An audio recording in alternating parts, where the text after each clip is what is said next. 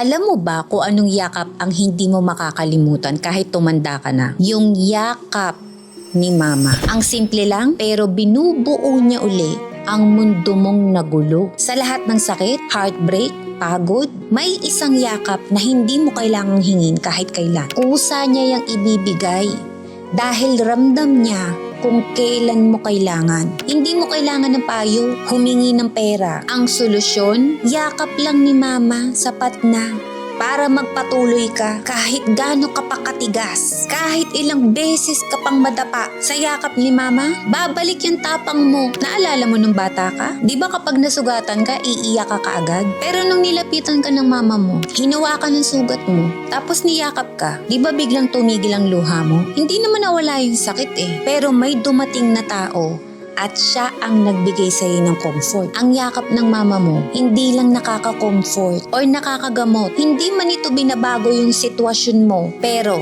binabalik yung lakas mo, buong buo. Kaya kung may chance ka pa, ibalik mo yung pagmamahal na binuhos niya sa iyo simula nung maliit ka pa. Tandaan mo, hindi mo habang buhay makakasama ang nanay mo, pero habang buhay nating baon, ang alaala na niyakap niya tayo.